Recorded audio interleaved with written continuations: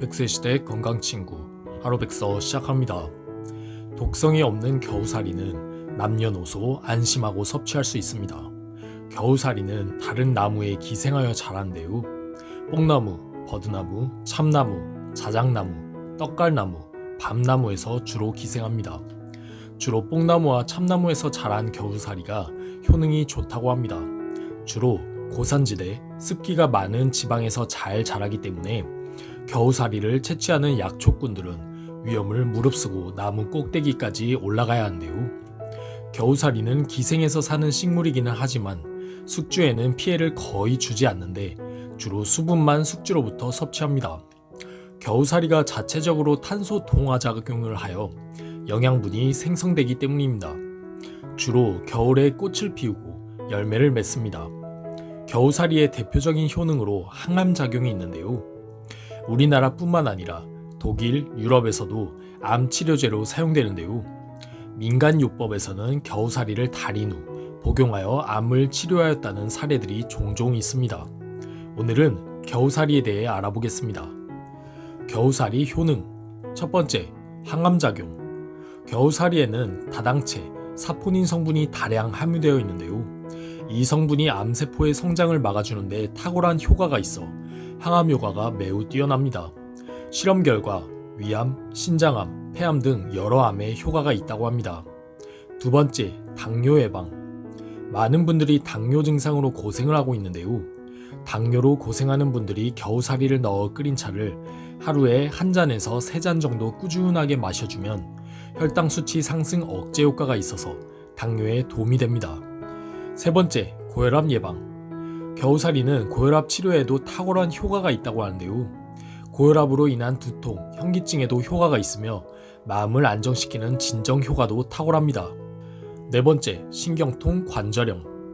신체 노화가 일어나게 되면 대부분의 사람들에게 발생되는 증상 중 하나가 바로 관절염, 신경통이라고 볼 수 있는데요. 겨우살이는 근육과 뼈를 튼튼하게 해주는 효과가 있으며 간, 신장을 건강하게 만드는 데 도움을 줍니다. 따라서 관절염에 도움이 되며 말초신경 회복 효과가 있어 신경통, 요통 등에 뛰어난 효능을 가집니다. 다섯 번째, 이뇨작용, 안신작용. 신장 기능이 안 좋은 경우 몸이 자주 붓게 되고 소변을 볼 때 힘든 경우가 발생되는데요.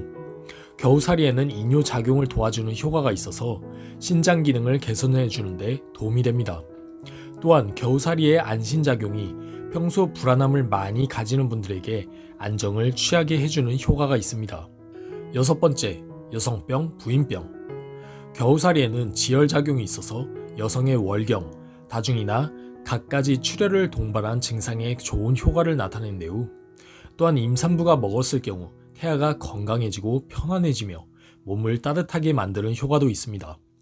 냉증을 가진 분들에게 좋은 효과가 있어 생리불순이나 자궁염으로 고생하시는 분들에게 도움이 됩니다. 겨우살이 부작용 및 주의사항. 겨우살이는 버드나무, 밤나무, 참나무, 동백나무 등 여러 나무에 기생하여 자란대요. 참나무나 동백나무에서 자란 겨우살이가 아닐 경우 오히려 독성이 있어 부작용이 생길 수 있습니다.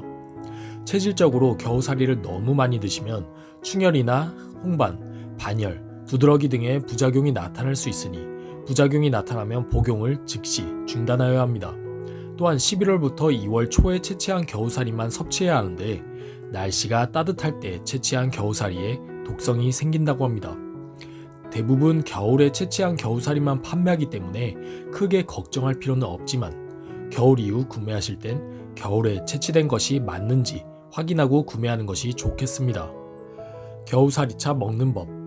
겨우살이 10에서 15g을 물 1리터와 함께 끓여줍니다.